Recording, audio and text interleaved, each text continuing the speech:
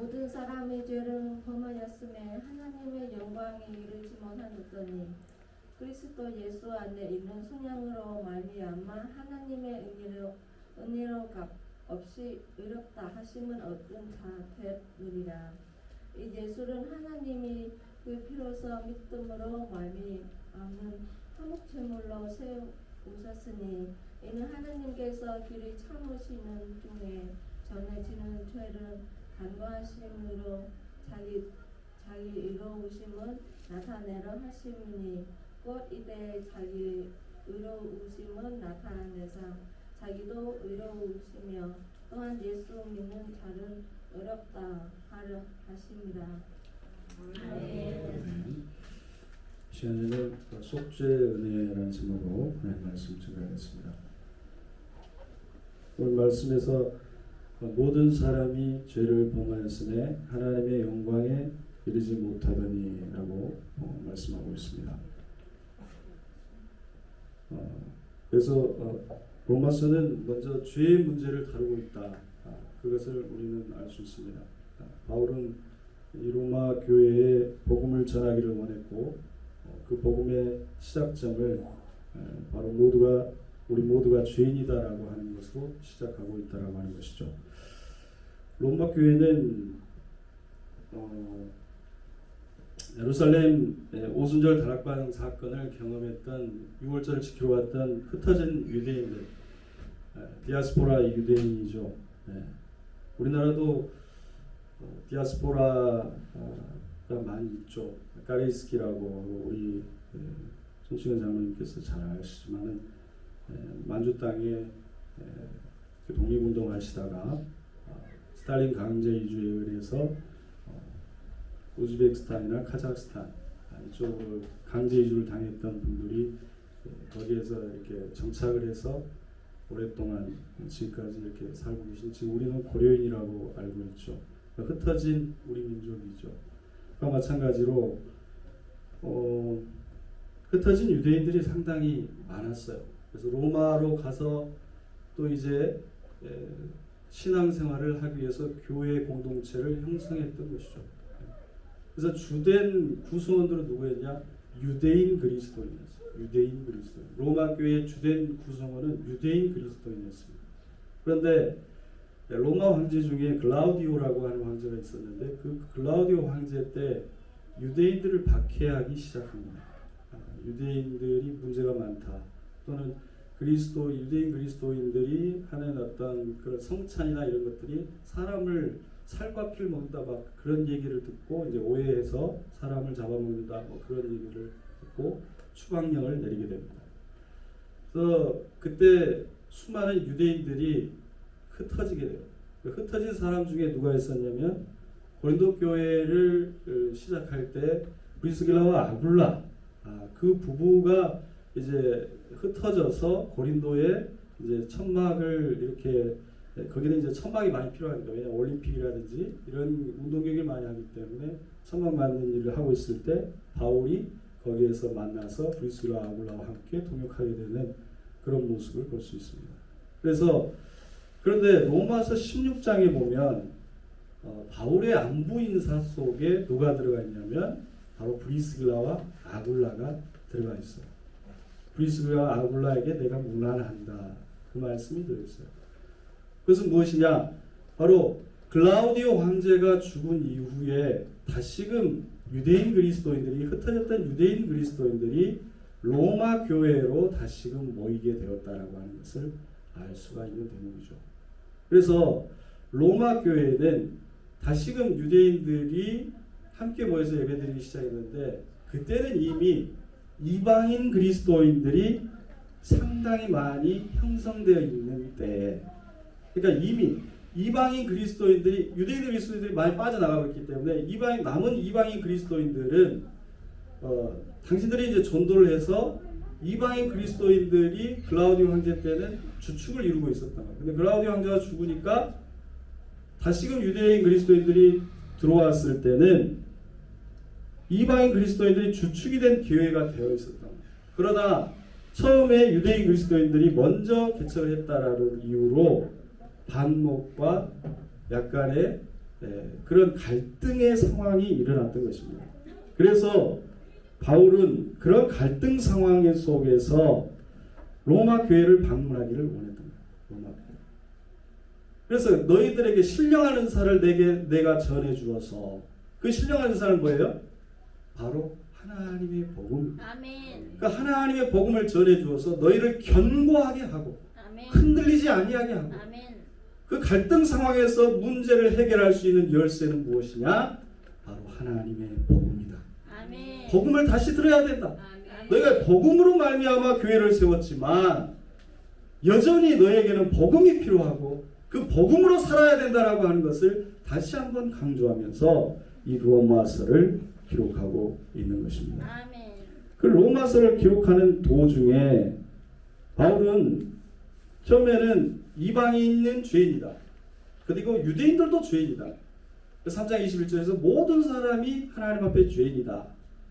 그것을 결론을 내리면서 복음이라고 하는 것이 무엇인가에 대해서 3장 22절부터 다시금 요약해서 설명해 주고 있다라고 하는 것입니다. 그래서 이 이방인 그리스도인이나 유대인 그리스도인이나 모두가 다 본래 죄인이었다. 그래서 23절에 모든 사람이 죄를 범하였으며 하나님의 영광에 이르지 못하더니 누가 더 잘났고 누가 더 못났고 누가 먼저 믿었고 누가 나중에 믿었고 그런 것 없이 다 죄인이다라고 하는 것을 선언하고 있는 것이죠. 죄라고 하는 것은 성경에서 두 가지로 볼 수 있습니다. 하나는 하마르티아라고 하는데 그것은 하타라고 하는 것은 던지다라고 하는 건데 하마르티아는 그 궁수가 관역을 향해 서 있지 않고 관역을 벗어나서 서 있는 상태, 관역을 벗어나서 서 있는 상태가 하마르티아라고. 그래서 그것을 성경에 끊임없이 죄의 본질이라고 이야기합니다. 죄의 본질, 인간이 가지고 있는 죄의 본질. 그러니까 그냥 하나님을 향해 서 있는 것이 아니라 하나님을 향한 그 길을 바라보고 있는 것이 아니라 다른 길을 서 있다는 거예요. 다른 방향을 서 있기 때문에 그것이 아무리 윤리적으로 훌륭한 행동이라고 할지라도 그것이 결국에는 자기의 의를 드러내는 행동으로 나타날 수가 있고 그래서 결국에는 그것이 죄로 이어지게 된다라고 하는 것이죠. 그래서 그런 죄가 있고 또 하나는 아온이라고 하는 죄인데 그것은 좀 더 적극적으로 내가 적극적으로 행동해서 죄를 짓는 거예요. 적극적으로. 그러니까 우리 인간은 죄된 상태에서 서 있게 되면 하나님을 향해 서 있는 것이 아니라 다른 방향을 바라보고 있으면 그 상태가 유지되다 보면은 거기에 대한 적극적인 행동을 하게 됩니다. 그래서 죄에 머물러 있으면 안 돼요. 그래서 루터는 새가 머리 위에 똥을 쌀 수는 있다. 그것을 맞을 수는 있다. 그러나 우리가 거기에다가 머리 위에다가 새가 집을 짓게 해서는 안 된다. 그런 얘기를 마틴 루터가 했죠. 그러니까 우리가 이 모든 죄에서 사실은 벗어날 수가 없는 것이죠. 그런데 이 죄된 상태에 있게 되면은 우리가 시기와 질투, 미움과 음욕, 교만과 허영, 감사하지 않는 마음, 자기만 생각하는 마음 이런 마음들이 이렇게 생겨나게 된다는 겁니다. 생겨나게 돼요. 그 죄된 마음 상태에 계속 있게 되면 이것은 아무리 성인 군자라고 하더라도 이러한 죄에서 완전히 벗어날 수는 없을 것입니다. 저도 마찬가지죠. 여러분도 마찬가지일 것입니다. 그래서 결론적으로 로마서 3장 18절에는 인간은 하나님을 두려워함이 없다라고 말씀합니다. 3장 18절. 하나님을 믿지 않기 때문에 또는 하나님이 보이지 않기 때문에 내가 죄된 삶을 산다 하더라도 요즘 애들 말로 그 어쩌라고 요즘 애들이 제일 많이 쓰더라고요. 어쩌라고를 많이 쓰더라고요. 부모님께도 막 저에게 설명을 하면은 그래서 어쩌라고요. 그런 얘기를 참 많이 해요. 그러니까 두려움이 없는 것 같아요. 두려움이 어른에 대한 두려움이 없고 하나님께 대한 두려움이 없다라는 이게 문제인 거죠. 이것이 로마서가 말하는 인간의 모습의 결론입니다. 하나님을 두려움이 없다. 그래서 로마서 6장 23절에는 죄의 싹슨보다 사망이요 하나님의 은사는 그리스도 예수 우리 주 안에 있는 영생이니라라고 말씀합니다. 죄의 삭스 사망이라는 것은 죄의 결과는 우리의 육체가 나이 들어서 죽는 사망에 이른다라고 하는 것을 얘기하는 게 아니에요. 죄의 결과가 사망이라는 것은 내 영혼과 내 전인격이 이 삶 속에서도, 이 생의 삶 속에서도 죽는 것이고 내세의 삶 속에서도 죽는 것이고 그것이 이어지는 거예요. 그래서 하나님의 은사는 뭐라고 했어요? 그리스도 예수 우리 주 안에 있는 영원한 생명이다라고 말씀하고 있죠. 그래서 이 사망이라고 하는 것을 못 느낄 수도 있어요. 우리가 영적 상태가 사실은 그렇게 심각하게 받아들이지 않을 수 있어요. 왜냐하면 우리가 못 느낄 수 있다라는, 자신이 영적으로 죽었는지 살았는지 못 느낄 수 있어요. 눈앞에 보이는 일시적 만족감들이 우리의 눈을 가리워버리기 때문에 그렇습니다. 그러나 그러한 우리 삶에 더 씌워진 여러 가지 감각적인 기쁨을 걷어내보고 보면 인간의 영혼 깊은 곳에는 분명히 정말로 허무하고 그 실 같은 암과 같은 절망이 깊게 드러나게 된다는 것이죠. 그래서 23절 말씀에 모든 사람이 죄를 범하였으며 하나님의 영광에 이르지 못한다고 선언합니다. 인간은 죄의 문제를 스스로 해결할 수 없어요. 우리는 하나님의 영광에 우리의 힘으로 이룰 수가 없다라는 말씀입니다. 만약 스스로 하나님의 영광에 다다르는 것이 가능하다고 한다면 달리기 경주를 하는 것 같이 능력의 차이가 나타날 겁니다. 출발선부터 능력의 차이가 나타나는 거예요. 서로 먼저 베데스다 연못에 들어가려고 하는 것처럼 능력의 차이가 나타납니다. 누구는 못 들어가 버려요. 바벨탑을 쌓는 것처럼 하늘 높이 올라가려고 서로 올라가려고 할 것입니다. 그러나 하나님의 구원의 길에는 능력의 차이가 소용이 없다는 거예요. 우리가 가진 자원의 차이가 소용이 없다는 거예요. 헬라인이나 유대인이나 지혜 있는 자나 어리석은 자나 구원의 길은 누구에게도 차별이 없다고 말씀하고 있습니다. 모두가 다 동일한 조건에서 시작할 수 있는 길, 그 길을 우리 하나님께서 열어주신 줄로 믿습니다. 그 길이 바로 예수 그리스도의 길인 줄로 믿습니다. 24절 말씀에 그리스도 예수 안에 있는 속량으로 말미암아 하나님의 은혜로 값없이 의롭다 하심을 얻은 자 되옵니다. 속량이라는 것은 어떤 것에 속박되었을 때, 어떤 것에 속박되어 있을 때 값을 누군가가 대신 치러줘 가지고 그 속박으로부터 풀어주는 것을 얘기해요. 해방시켜주는 것. 고대 시대에는 그런 게 굉장히 많았어요. 노예라든지 그래서 주인이 값을 치러주고 그 노예를 해방시킨다든지 또는 친척이 해방시켜준다든지 값을 대신 고엘이라고도 합니다. 그런 일들이 빈번했어요. 그래서 이와 같이 하나님의 구원의 은은 우리의 스스로의 능력에서 나오는 것이 아니라 하나님께서 풀어주신 예수 그리스도의 속량하심으로 말미암아 우리가 자유케 된 줄로 믿습니다. 지난주 제가 몸이 좀 안 좋았고 컨디션이 안 좋다 보니까 여러 가지로 예민해서 아내와 이렇게 좀 다투기도 하고 그랬습니다. 그런데 아내가 먼저 카톡으로 저에게 소원한 것도 있지만은 나도 미안하다 그런 카톡을 먼저 보냈습니다. 그래서 제가 답장으로 나도 당신에게 소원한 것이 있지만은 내가 잘못했다. 그렇게 카톡을 보냈습니다. 그러면서 드는 생각이 인간이 이토록 연약하구나. 잘못한 것을 알면서 또 그 잘못을 저지르고 있고 또 다시 잘못을 저지르는 것이 바로 인간이로구나. 그런 생각이 들면서 아내에게도 미안한 마음이 들고 내가 더 잘해야겠다는 생각을 하게 되었습니다. 그리고 드는 생각이 예수 그리스도의 사랑하심과 예수 그리스도의 속량하심, 예수 그리스도의 용서하심이 없다라고 한다면 인간은 얼마나 나약하고 얼마나 부족한가 라는 생각을 하게 됐습니다. 나는 주님의 은혜가 아니면 설 수 없는 사람이구나. 그것을 고백하게 되었습니다. 자산 오보라고 하는 영화를 봤는데요. 정략전이라고 하는 정략용은 우리가 잘 알고 있지 다산 정략용은 잘 알고 있지만 그 형이 정략전이거든요.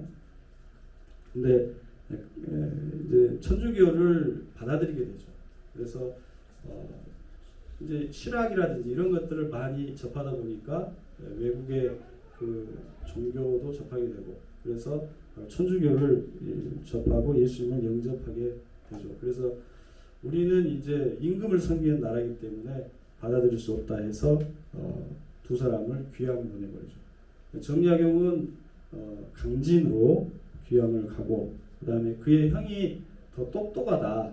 저놈이 더 훨씬 위험하다. 그렇게 해서 훨씬 똑똑하다 해가지고 정약전은 흑산도까지 보냅니다. 흑산도까지 가면은 그때 당시에는 거의 돌아오기 어렵다고 봐야 돼요. 예.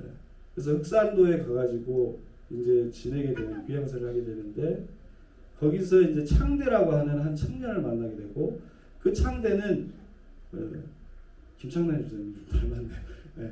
근데 아무튼 창대라고 하는 그 청년은 물고기에 대해서 박사예요. 예. 물고기에 대해서 다 이렇게 너무나 물고기를 많이 잡다 보니까 종류부터 해갖고 기질부터 해갖고 언제 어느 때에 나고 이런 것들을 다 알고 있는 거예요. 생김새부터 해갖고. 그래서 정약전이 그것에 대해서 이거다. 사람은 잘 안 바뀌니까 차라리 이 짐승들 또는 이 오류들을 연구해서 인류의 나라에 기여를 해야겠다. 그래서 그것을 오류 도감을 만든 거죠. 그래서 우리나라의 최초의 오류 도감이 바로 자산오구입니다. 그래서 그것을 이렇게 가르쳐 주는데 창대는 거기에는 이제 그 책에 관심이 있어요. 오히려.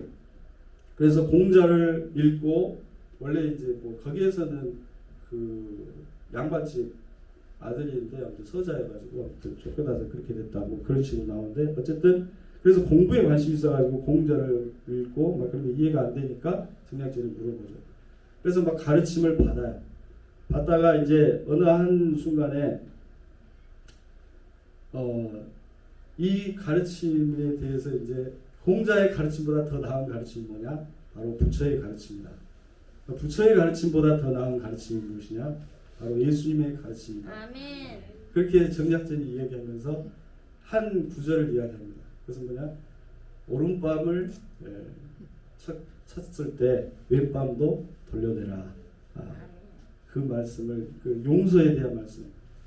그것이 바로 최고의 배움이다. 그 경지까지 이르는 것이 가장 높은 경지에 이르는 것이다. 용서의 경지. 누군가를 용서하고 담아낼 수 있고 품을 수 있는 경지. 그것이 가장 위대한 가르침이다. 그 얘기를 하는 것을 제가 듣게 되었습니다. 제 둘째 아이가 친구 관계 중에 한 친구가 이렇게 절교를 했는데 그 친구가 여전히 믿고 싫다는 겁니다. 그래서 저도 그 친구를 잘 알아요. 그래서 그 친구가 얼마나 이 둘째를 힘들게 했는지 잘 알고 있습니다. 그래서 그 마음을 이해해 주면서도 그래도 그 친구가 너에게 한 잘못된 일은 미워할 수 있지만 그 친구라고 하는 그 사람 자체는 미워하지 말아라. 그렇게 제가 얘기를 했더니 어떻게 그럴 수 있느냐라고 얘기를 하더라고요. 그것을 어떻게 분리할 수 있느냐 그렇게 질문을 던지더라고요. 그래서 그 친구라는 사람에게는 담이 너가 알지 못하는 다른 부분이 있을 수 있으니까 그것을 희망이라고 한다면 다른 부분이 있을 수 있으니까 그래서 하나님은 그 친구도 사랑하신다라고 말해줬습니다. 여전히 이해를 못하는 것 같더라고요. 그러나 그 말이 그 아이의 마음에 남기를 바랬습니다. 그리스도의 은혜는 우리의 존재 그 자체를 있는 그대로 받아들여 주시는 은혜인 것입니다. 우리가 깨끗해서 받아주시는 것이 아니라 잘나서 받아주는 것이 아니라 그리스도는 로마서 5장 8절에 우리가 연약할 때 우리가 아직 죄인 되었을 때 그리스도께서 우리를 위하여 죽으심으로 하나님께서 우리에 대한 자기의 사랑을 확증하셨다고 말씀합니다. 이와 같이 용서라는 것은 자신을 희생하는 고통이 따릅니다. 주님은 우리를 용서하시기 위해서 그 죄의 값을 대신 치르기 위해서 십자가에서 피 흘려 죽으신 것입니다.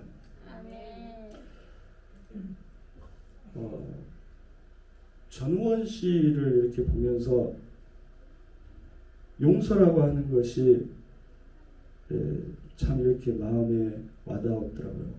5.18에 대해서 이제 5.18이 가까웠지 않습니까? 우리 손정현 장로님도 이렇게 5.18 유가족이라고 유가족이신데 그 국가적 폭력에 대해서 그 상처가 쉽게 아물지가 않는 거잖아요. 네. 그 아픔이라고 하는 것은 평생 죽을 때까지 간다고 볼 수 있는데, 어쨌든 그 전우원 씨의 행동에 대해서 좀 진정성이 좀 저는 저 같은 경우는 좀 느껴지더라고요. 네. 다른 분들은 어떻게 생각할지는 모르겠습니다. 그래서 용서라고 하는 거, 그런 부분에 대해서 어쨌든 좀 생각하게 됐습니다. 나중에 또 이렇게 이야기했으면 좋겠습니다. 그래서 주님은 우리를 용서하시기 위해서 그 죄의 값을 대신 치르기 위해서 십자가에서 피 흘려 죽으신 것입니다. 그래서 우리는 값없이 그 은혜를 누리지만 그 은혜의 값어치는 이 세상 그 무엇과도 바꿀 수 없는 값어치인 것입니다. 마치 바이올린의 가격은 천차만별이지만 어떤 바이올린은 가격을 매길 수 없는 바이올린이 있는 것과 같은 이치겠죠. 스트라디바리우스라든지 과르네리라든지 아마티라고 하는 바이올린이 있다고 합니다. 그 중에서 정말 귀한 바이올린은 돈으로 살 수가 없죠. 정말로 귀한 바이올린은 소유자가 이제 정말로 그 바이올린이 맞는 합당한 연주하기에 합당한 사람에게 연주할 수 있도록 그렇게 헌정해 준다고 합니다. 이와 같이 너무나 값어치 있는 것은 그 값어치에 합당한 사람에게 그냥 값없이 주는 것입니다. 그러므로 하나님께서는 여러분 한 사람 한 사람이 너무나 값어치 있기 때문에, 너무나 값어치 있는 생명이기 때문에, 너무나 소중한 사람들이기 때문에 당신의 아들 예수 그리스도의 손명하심의 은혜, 그 놀라운 은혜를 아무런 값없이 우리에게 선물로 주신 줄로 믿습니다. 그 놀라운 은혜를 다른 것으로 바꾸어서는 안 된다는 거예요. 다른 것으로 바꿔서는 안 돼요. 로마서 1장 23절에 썩어지지 않으려는 하나님의 영광을 썩어질 사람과 새와 짐승과 기어다니는 동물 모양의 우상으로 바꾸느니라고 한탄합니다. 이것은 예를 들어서 스트라디바리우스를 공짜로 받은 사람이 아이고 좋은 거 공짜로 얻었네 하면서 그 바이올린을 가져다가 몇억 개 갖다가 팔아버리는 것과 비슷한 것이죠. 바이올린을 그 가치에 맞는 사람에게 헌정한다는 것은 단지 그 바이올린의 기능을 주는 것이 아니에요. 기능을 주는 것이 아니라 그 바이올린을 통해서 더 아름다운 음악 세계를 펼치라는 뜻에서, 그 마음에서 바이올린을 헌정해 주는 것이겠죠. 그러므로 구원이라고 하는 것은 예수님이 나의 죄값을 치러주셨다라고 하는 그 효과를 말하는 것이 아니라는 거예요. 원래 우리는 너무나 그 효과에 치중합니다. 나 그 효과로 천국 티켓 받았어. 나 이제 천국 가. 그 효과를 말하는 것이 아니라 나의 그 더러운 죄를 사하시기 위해서 그 죄값을 대신 치러주실 만큼 나를 사랑하신다. 나를 생각하시고 나를 위해서 그 십자가에서 희생하시는 그 예수 그리스도의 사랑을 내가 받아들이고 내가 만나는 것. 그리고 그 주님의 은혜 안에서 내가 새 생명을 얻어서 그리스도의 생명으로 살아가는 것. 그 효과를 이야기하는 것이 아니라 그분과의 인격적인 관계 안에서 우리가 그분 안으로 들어가는 것. 그분 안에서 살아가는 것. 그것이 바로 구원인 줄로 믿습니다. 그래서 25절에 이 예수를 하나님이 그의 피로써 믿음으로 말미암는, 우리의 믿음으로 말미암는 화목제물로 세우셨으니 이는 하나님께서 길이 참으시는 중에 전에 지은 죄를 간과하심으로 자기의 의로우심을 나타내려 하심이라 했습니다. 믿음으로 말미암는다는 것은 나와 주님과의 상호적인 신뢰적인 관계를 의미하는 거예요. 그래서 믿음이라는 단어 자체가 그래요. 피스티스라고 하는 단어가 관계적인 용어로서 신뢰와 순종 그리고 신실함을 의미하는 것입니다. 제가 예전에 교회 옥상에서 닭을 3마리 키운 적이 있었는데 그 닭 중에 2마리는 부화기를 통해서 부화를 시켰어요. 애들이 워낙에 병아리를 키우고 싶다 하니까 부화기를 사다가 이렇게 3마리 알을 3개 넣었는데 하나는 안 되고 2개가 이렇게 태어나더라고요. 27일 만에 이렇게 금이 착 하면서 이렇게 태어나는 것을 제가 봤습니다. 근데 병아리가 알을 깨고 나오더라고요. 제가 그것을 보고 굉장히 신기하게 생각했어요. 저는 그냥 그 엄마가 깨준다고 생각했거든요. 근데 병아리가 안에서 알을 깨고 나오더라고요. 그것은 마치 믿음과 같다고 생각이 듭니다. 믿음은 단지 예수 그리스도의 사랑이 나를 품어주시는 것만으로 태어나지 않는다는 거예요. 27일간 분명히 어미가 품죠. 네.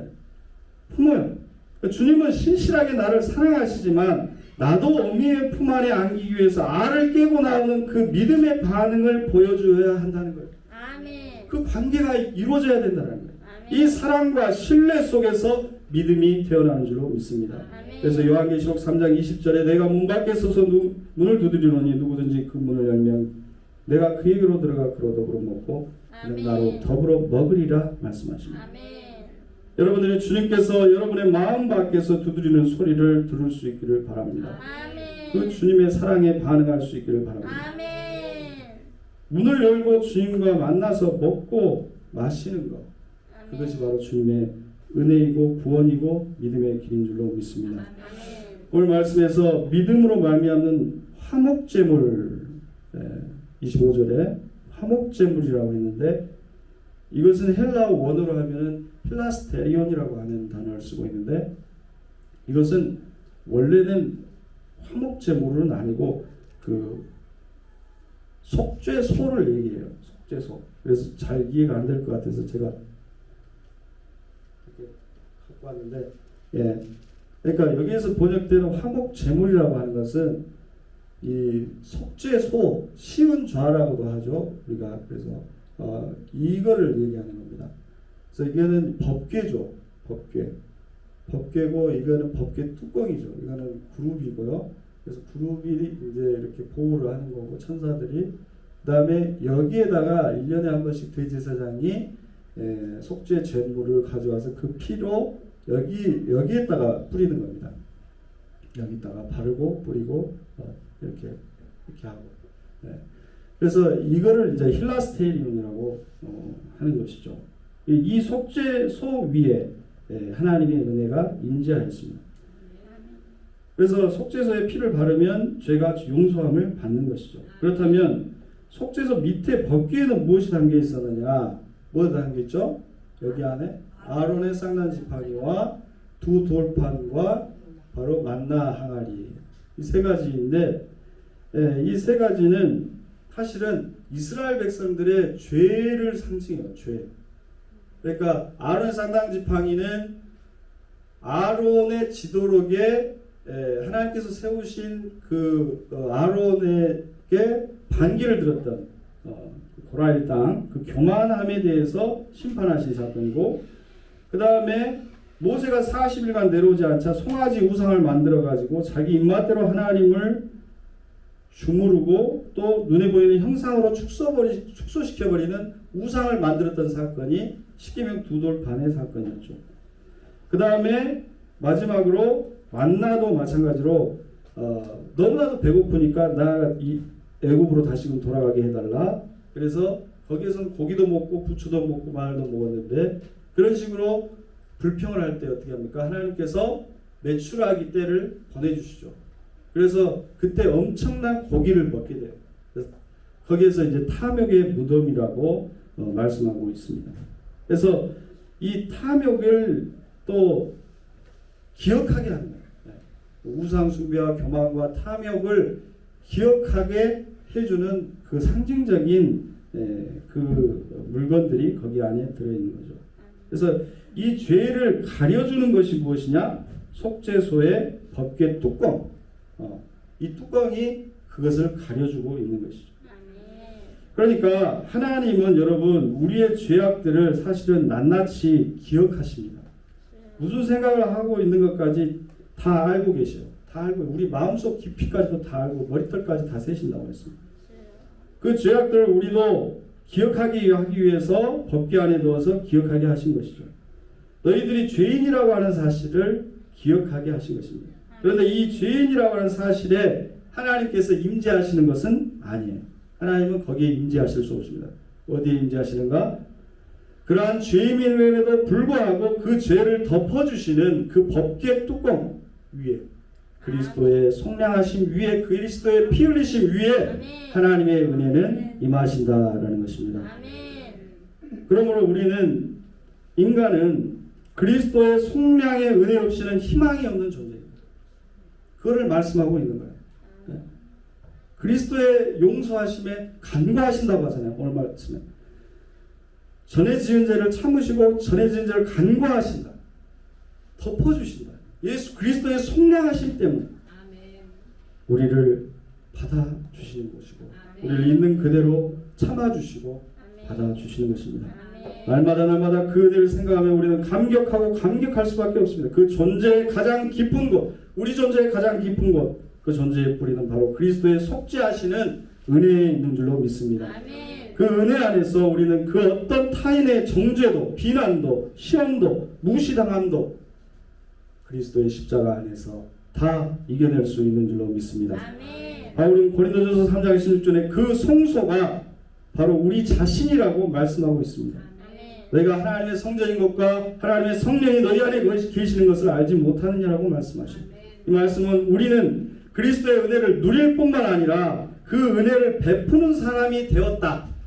우리가 그 은혜를 베풀 수 있는 사람으로 우리를 삼으셨다라고 하는 말씀입니다.